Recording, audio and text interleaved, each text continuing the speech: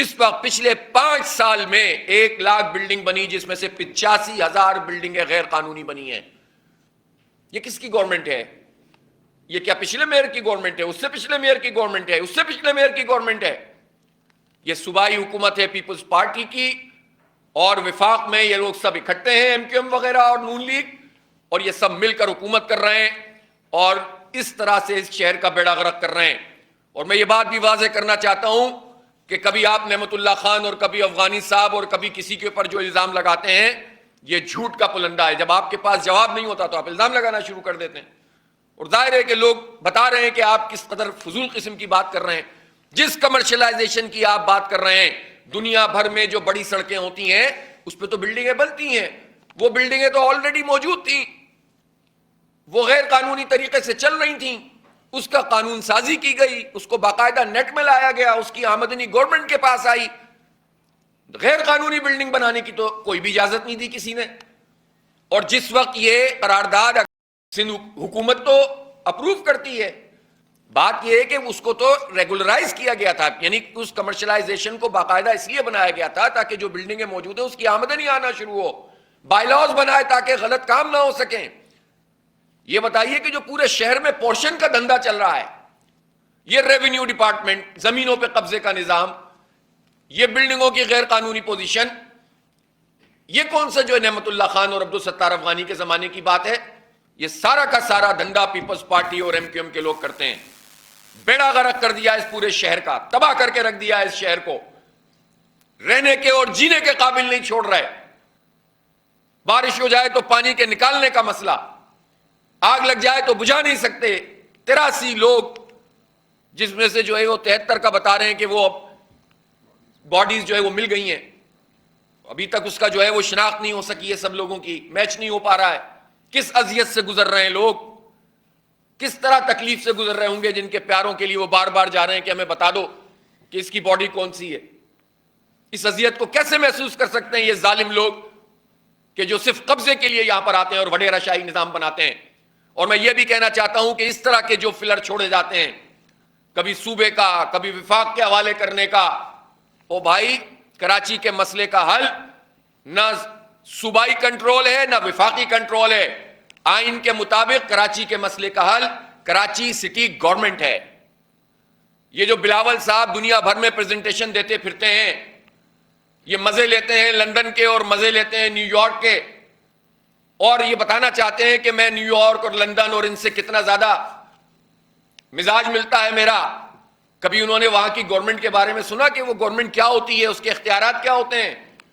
Istanbul کی government جو بلدیاتی گورنمنٹ ہے، اس کے اختیار میں ماسٹر پلان ہے، اس کے اختیار میں فائر بریگیڈ ہے، اس کے اختیار میں تعمیرات ہیں، اس کے اختیار میں ٹرانسپورٹ ہے، اس کے اختیار میں سیوریج ہے، اس کے اختیار میں پانی ہے، اس کے اختیار میں ایفلوئنٹ پلانٹس ہیں، تعلیم ہے، روزگار ہے، قرضے جاری کرنا ہے، پوری اسکیمیں ہیں لوگوں کی فلاح و بہبود کی، اور جتنے آپ یو نیم اٹ، آپ نام لیتے رہیں، آپ کو پتا چلے گا کہ وہ اختیارات استنبول کی سٹی گورنمنٹ کے ہیں، جو وہاں پر بلدیاتی حکومت ہیں اس کے ہیں۔ جائیں اور سرچ کریں، اسے کہتے ہیں بلدیاتی حکومت، اسے نہیں کہتے کہ K D A, M D A, L D A, Sindh building control authority, سارے اداروں پہ قبضہ کر لو اور سسٹم بنا دو اور بلدیات کو جو ہے وہ بالکل ایک طرف رکھ دو۔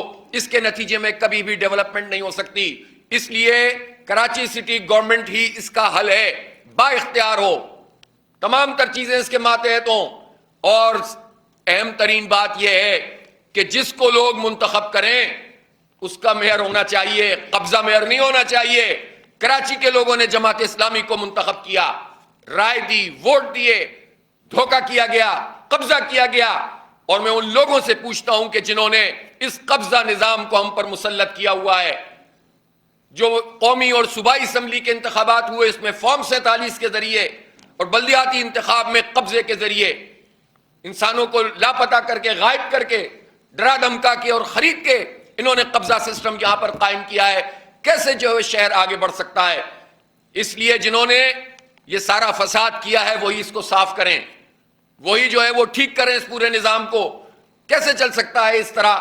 لوگ جو ہیں وہ بے یار و مددگار اس طرح شہر کے اندر گھومتے رہیں. اسی لیے ہم یہ سمجھتے ہیں کہ ان فراڈیوں کے پاس لوگ نہ جائیں کہ جنہوں نے 40 سال میں کراچی کو تباہی کے سوا کچھ نہیں دیا. ہم یہ سمجھتے ہیں کہ اس وقت آ گیا ہے کہ ہم میدان میں نکلیں. 1 فروری کو شارع فیصل پر انشاءاللہ ایک عظیم الشان مارچ ہوگا. جینے دو کراچی کو مارچ. یہ وہ مارچ ہوگا کہ جو انشاءاللہ اس شہر کے نوجوانوں میں امید پیدا کرے گا, ان مافیاؤں سے نجات دلائے گا. اس میں انشاءاللہ ہم آگے کا پورا لائے عمل دیں گے. اب یہ مارچ برائے مارچ نہیں ہوگا. اب اس شہر کو اس وڈیرا شاہی نظام سے آزاد کرانا ہوگا, اس مافیائی نظام سے آزاد کرانا ہوگا, اس مافیا سے آزاد کرانا ہوگا جو خون نچوڑ رہے ہیں ہمارا اور ہمیں کچھ بھی نہیں دے رہے. 42% انکم ٹیکس یہ شہر کراچی دیتا ہے, 54% ایکسپورٹ یہاں سے ہوتی ہے, 60% سے زیادہ ریونیو پورے پاکستان کا یہ جنریٹ کرتا ہے. ریونیو یہاں سے جنریٹ ہوتا ہے. کراچی کے علاوہ ٹیکس دیتا کون ہے؟ آپ ذرا تھا حساب لگانا تو شروع کریں. اور اس شہر کے ساتھ یہ سلوک کیا جائے. منی پاکستان ہے, ہر زبان, ہر برادری, ہر مذہب سے تعلق رکھنے والے لوگ یہاں رہتے ہیں. اس کو اگر امن مل جائے, اسٹریٹ کرمنل سے یہ بچ جائیں, اس کا انفراسٹرکچر ٹھیک ہو جائے, تو یہ تو پاکستان کی ترقی میں 4 چاند لگا دے گا. ان گئے گزرے حالات میں بھی پاکستان کی معیشت کا انحصار کراچی پر ہے. تو جو لوگ اس پورے نظام کی بات کرتے ہیں, جو لوگ یہ کہتے ہیں کہ سندھ میں سسٹم کام کر رہا ہے, تو وہ سسٹم کو اسلام آباد میں بٹھا دیتے ہیں. اور میں یہ کہنا چاہتا ہوں کہ یہ جو پروجیکٹ پیپلز پارٹی ہے اور پروجیکٹ بلاول ہے, اسٹیبلشمنٹ اس کو ختم کرے. بہت ہو گیا. کب تک آپ ان مافیاز کو ہم پر مسلط کرتے رہیں گے؟ یہ دھندے بازی ختم کی جائے اور لوگوں کا حق لوگوں کو دیا جائے, لوگوں کی رائے کا احترام کیا جائے. لوگ جس کو منتخب کریں اس کو اختیار ملے اور با اختیار سٹی گورنمنٹ کا نظام بنایا جائے. اس کے علاوہ کوئی مسئلے کا حل نہیں ہے. اور جو لوگ تعصبات پھیلا کر لوگوں کو لڑوا کر اپنی دکان چلانا چاہتے ہیں, انہیں ایک طرف کرنے کا وقت آ گیا. اس لیے جماعت اسلامی انشاءاللہ اس شہر کے نوجوانوں کے ساتھ ہے. ہم صرف باتیں نہیں کرتے, ہمارے پاس نہ کوئی اختیار ہے نہ حکومت ہے. ہمارے تو مینڈیٹ پہ قبضہ ہوا ہے, لیکن اس کے باوجود ہم نے اس جنریشن زی کا ہاتھ پکڑا ہے. ہم انہیں بنو قابل پروگرام کے تحت آگے بڑھا رہے ہیں. اور پورے پاکستان میں کراچی کا یہ پورا ہم نے جو بنو قابل کا پروجیکٹ شروع کیا تھا, پورے پاکستان میں چلا گیا الحمدللہ. اور اس کے نتیجے میں اب نوجوان ہیں جن کو کچھ امید پیدا ہو رہی ہے. پرسوں میں گوادر گیا ہوا تھا اور وہاں میں نے دیکھا کہ بلوچستان کے اس دور دراز علاقے میں جس طرح نوجوان لڑکے لڑکیاں امید کے ساتھ جڑ کر اس پورے پروجیکٹ کا حصہ بنے. جعفر آباد اور کوئٹہ اور پھر کراچی میں 70,000 تو پاس آؤٹ ہو گئے ہمارے بچے. ہم ہیں کہ جو ان کے لیے پورا زی کنیکٹ پروگرام, ہم اس طرح سے نوجوان نسل کا استحصال نہیں کرنا چاہتے کہ ان کو بے وقوف بنائیں اور اپنے پیچھے بس لگائیں. ہم ان کو آگے بڑھانا چاہتے ہیں. یہ انشاءاللہ نوجوان ان سے پوچھیں گے, ان سے سوال کریں گے, ان کا جواب ان کو دینا پڑے گا. ان کو بھی دینا پڑے گا جو کرپشن کر رہے ہیں, اور ان کو بھی دینا پڑے گا جنہوں نے اس کرپٹ مافیا کو مسلط کیا ہوا ہے. اس لیے 1 فروری کا یہ تاریخی مارچ ہوگا جس میں ہم آگے کا نقشہ بتائیں گے, اور انشاءاللہ پورے شہر میں کیا پورے صوبے میں تحریک چلے گی اور اس مافیا سے نجات دلائیں گے. میں ایک مرتبہ پھر مطالبہ کر رہا ہوں کہ سی ایم صاحب کا کوئی جواز نہیں ہے اب اخلاقی طور پر اور سیاسی طور پر. انہیں اسٹیپ ڈاؤن کرنا چاہیے. انہیں اپنی اس کا اعتراف کرتے ہوئے, اس پوری جو ہے نااہلی کا اعتراف کرتے ہوئے انہیں چھوڑنا چاہیے, استعفیٰ دینا چاہیے. میں اس موقع پر ایک اور اہم ترین مسئلے پہ بھی بات کرنا چاہتا ہوں, اور وہ ہے بورڈ آف پیس جو غزہ کے حوالے سے ڈونلڈ ٹرمپ نے بنایا ہے. اور اس بورڈ آف پیس کو ہم نے پہلے دن جب اس کی بات آئی تھی ہم نے مسترد کیا تھا. اور ہم یہ سمجھتے ہیں کہ ڈونلڈ ٹرمپ کو کوئی اختیار حاصل نہیں ہے کہ وہ یو این او کے مقابلے میں اپنا ذاتی قسم کا کوئی ادارہ بنائے اور اپنی پسند کے حکمرانوں کو منتخب کر کے انہیں اس میں شرکت کی دعوت دے اور بعد میں کہے کہ $1 بلین بھی. ایک جو کاروباری ذہن کے ساتھ اور ریئل اسٹیٹ ایجنٹ کے ذہن کے ساتھ کام کرنے کا طریقہ ہے وہ ڈونلڈ ٹرمپ میں خاص طور پر ہمیں نظر آتا ہے. لیکن بدقسمتی کی بات یہ کہ وہ ڈونلڈ ٹرمپ کہ جو اسرائیل کو سپورٹ فراہم کرتا ہے, جس نے حکومت میں آنے کے بعد بھی وہ ہتھیار نیتن یاہو کو سپلائی کیے جو پچھلی حکومت نے بند کر دیے تھے, اور جس جگہ پر اس نے ان اعلانات کو کیا تھا شرم الشیخ میں, اسی جگہ پر اس نے کہا کہ نیتن یاہو کو میں نے وہ ہتھیار دیے جس کا مجھے پتا بھی نہیں تھا, لیکن نیتن یاہو نے اس کا بڑا بہترین استعمال کیا. آپ اندازہ لگائیے کہ فلسطین کے بچوں کو جلایا جا رہا تھا، ان پر بمباری ہو رہی تھی، پورا غزہ تہس نہس کیا جا رہا تھا، اور ڈونلڈ ٹرمپ کہتا ہے کہ اس نے بہت اچھا استعمال کیا، اور اسی مجلس میں شہباز شریف صاحب اس کو سلوٹ کر رہے تھے اور نوبل پرائز کے لیے اس کو نامینیٹ کر رہے تھے، جس سے پورے قوم کا وقار اور اس کی عزت کو انہوں نے داؤ پہ لگایا۔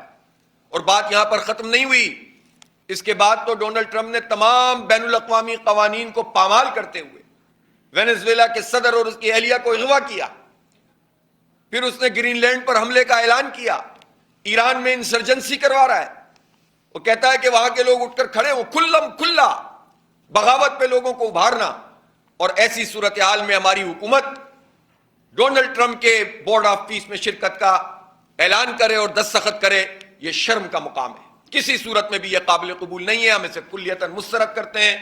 اور مجھے خوشی ہے کہ اسمبلی میں مولانا فضل الرحمان صاحب نے اس پر بہت اچھی گفتگو کی ہے۔ میں تمام اپوزیشن پارٹیوں سے یہ کہنا چاہتا ہوں کہ وہ کھلم کھلا امریکہ اور ڈونلڈ ٹرمپ کے خلاف بات کریں، یہ آدھا سچ آدھا جھوٹ نہیں چلے گا۔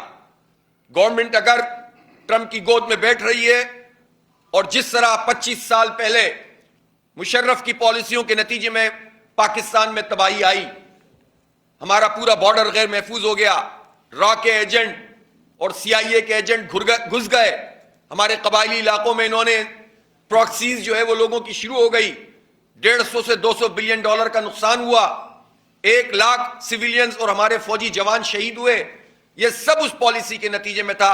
اس وقت بھی حکمرانوں نے اور فوج کے ڈکٹیٹر نے یہ کہا تھا کہ ہم اگر یہ کام نہیں کریں گے تو پاکستان کے لیے بڑا پرابلم ہوگا، اور اگر ہم امریکہ کا ساتھ دیں گے تو ہمیں ڈالر ملیں گے۔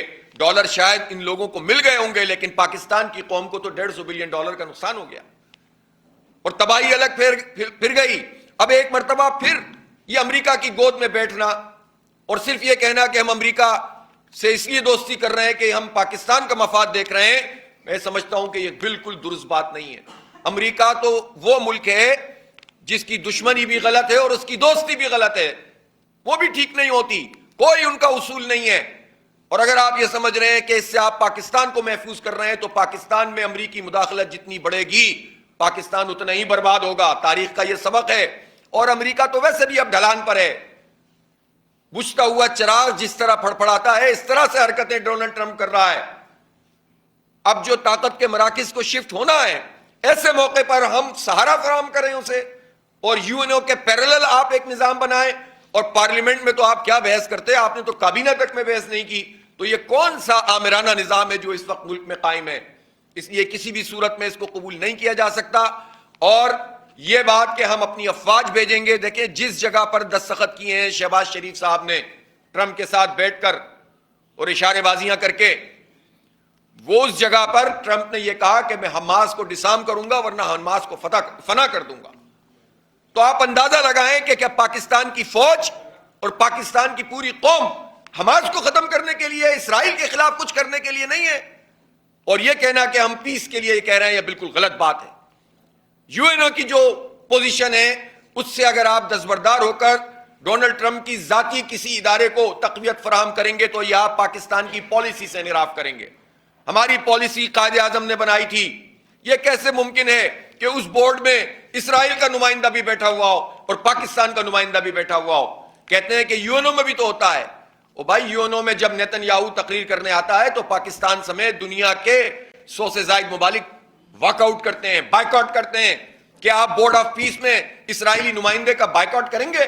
آپ میں اتنی ہمت ہے کہ آپ ڈونلڈ ٹرمپ کی موجودگی میں یہ کام کر سکیں؟ آپ میں اتنی جرت ہے کہ آپ امریکہ کے مقابلے میں یہ کام کر سکیں؟ اس لیے ہم یہ سمجھتے ہیں کہ یو این او کی ریپلیسمنٹ کے لیے جو کچھ کیا جا رہا ہے وہ نہیں چلے گا۔ یو این او کو بہتر بنانے کی کوشش کریں، اس کا بھی کوئی رول نہیں ہے تو اس کا مطلب ہے کہ اس سے بدتر ادارے کو ذاتی جاگیر بنا دیں ہم، اور فلسطینیوں کی قربانیوں کا سودا کریں۔ کسی بھی صورت میں پاکستانی فوج کو غزہ نہیں جانا چاہیے۔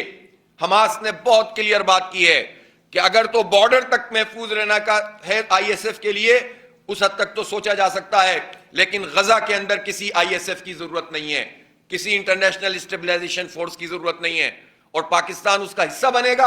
اور یہ کہنا کہ فلاں ملک نے اور فلاں ملک نے اور فلاں ملک نے، پاکستان کی پوزیشن بہت پہلے دن سے واضح ہے۔